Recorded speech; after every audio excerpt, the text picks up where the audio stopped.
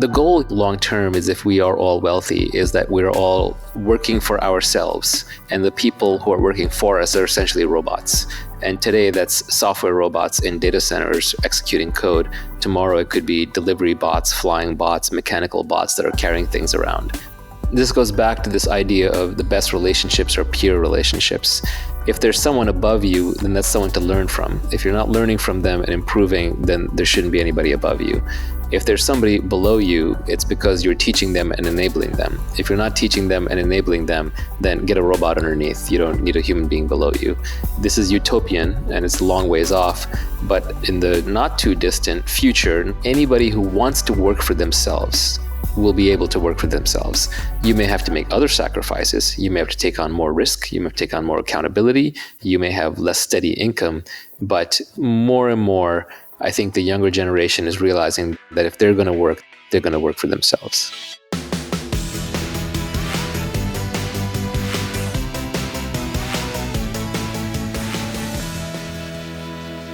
So this was Naval, and he often talks about his belief that the more advanced technology gets, the more freedom we will have. And what he means by this is that we usually use technology to replace boring and repetitive jobs. So the more technology evolves, the less boring and repetitive jobs there will be. And I definitely agree with him on this. This idea might scare people because it sounds like unemployment is waiting, but there's a bigger variety of jobs today than there was back before the industrial age. So it seems that when jobs get replaced by machines, it leads to a loss of jobs in the short term, but in the long term it seems to lead to an increase in jobs overall. And those new jobs are more interesting, more creative jobs. Today there are more people working for themselves than there's ever been, and this again seems to be correlated with an improvement in technology. The more advanced we get, the more people start choosing the route of working for themselves. And the more advanced we get, the less risk is also associated with going that route of working for yourself. You can start writing code for an hour per night as a freelancer while still working a regular job during the day. You can start recording your dinner conversations with your friends after work and create $1 million podcast. You can even film your workday and create a massive YouTube channel. Even though it may not be quite as easy as I make it seem, all of those things have zero risk involved. And that means that pretty much anyone could at least attempt doing those things. And that's a pretty big thing because just a few decades ago, even attempting something like that would have been very difficult to do. And it's still like a massively difficult task to create $1 million podcast or app. But the barrier to entry is fairly low. And if you're watching this video, then you could most likely do both. So becoming a digital nomad today is not necessarily easy, but it's a lot less difficult than most people think. How do you do it though?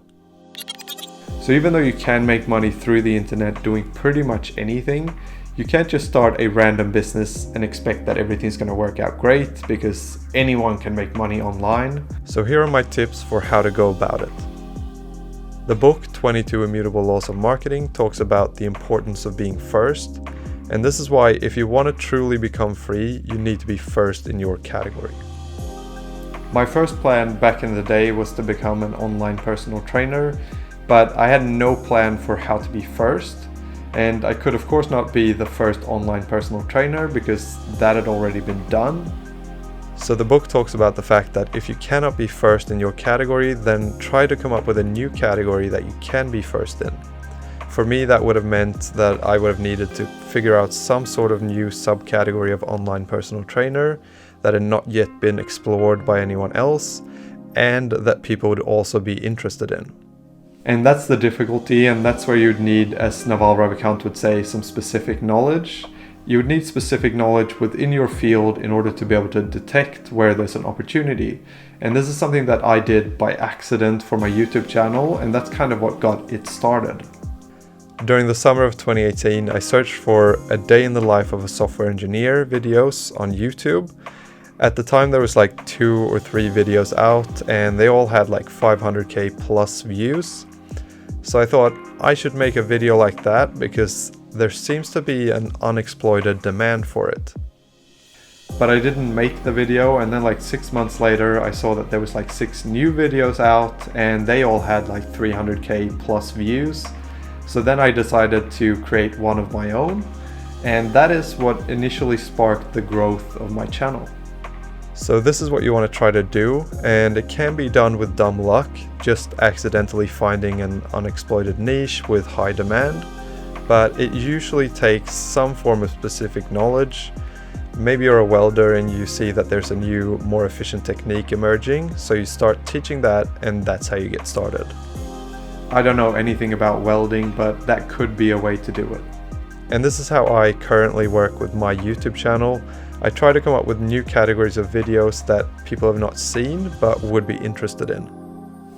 The good thing about this strategy is that if you're able to do it, then you become the first within a new category, and that means that you're more likely to be remembered and also associated with that category. And the book 22 Immutable Laws, they bring up a really good example here, and that's Xerox, because they used to be unanimous with the word copy.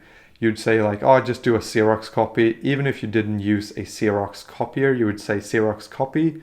And that's what you want. You want to find a new category that you can be first in with high traffic and high demand. How do you find this though? I'm not gonna lie, that is the difficult part, and my best advice here would again be something stolen from Naval, and that is find something that you're uniquely good at, or just good at, and then make yourself unique within that area. If you really want to get paid in this world, you want to be number one at whatever it is that you're doing. And it can be niche, that's the point. It can literally be you're getting paid for just being you. You know, at this point, some of the more successful people in the world are that way. Oprah gets paid for being Oprah. Joe Rogan gets paid for being Joe Rogan. And they're being authentic to themselves. So what this tweet is trying to say simultaneously is that you want to be number one, but you want to keep changing what you do until you're number one. You can't just pick something arbitrary. You can't say, I'm going to be the fastest runner in the world, and now you got to beat Usain Bolt. That's too hard of a problem. But what you can do is you can keep changing what your objective is until it arrives to your specific knowledge, your skill sets, your position, your capabilities, your location, your interests, and then converges to making you number one. So when you're searching for what to do, you actually have two different foci that you have to keep in mind at all points. And one of those is, I want to be the best at what I do. And the second is, what I do is flexible so that I am the best at it. So that's my advice, or that's my recipe for achieving the goal of becoming a digital nomad.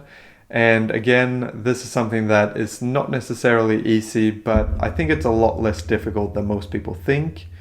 But yeah, that's it for this one. I hope you enjoyed it, and I hope I'll see you in the next one. And related to this video is sponsored by X-Team. X-Team is a team of remote developers, and when you join X-Team, they will help you get set up for remote work as a software developer.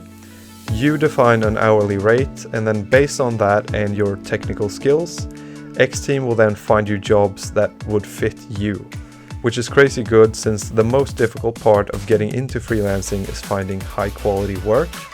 And through X-Team you get the chance to work with big brands like Riot Games, Fox Broadcasting, Coinbase, etc. X-Team also has a number of hacker houses in different beautiful locations around the world, where you can go and stay for free, meaning all you pay for are flights, food, and whatever activities you want to get up to, no rent.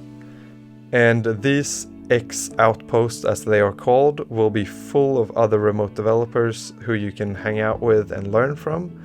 So if you're looking to start remote work, then X-Team is definitely something worth checking out. So go to xteam.com/Cal.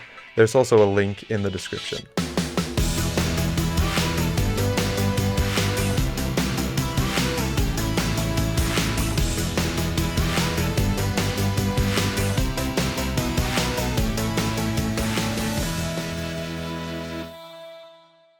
And then finally, once you've picked the right thing to work on and the right people to work with, then you work as hard as you can. This is where the mythology gets a little crazy. People will work 80, 120-hour weeks. A lot of that's just status signaling. It's showing off. Nobody really works 80 to 120 hours a week sustained at high output with mental clarity. Your brain breaks down. You just won't have good ideas.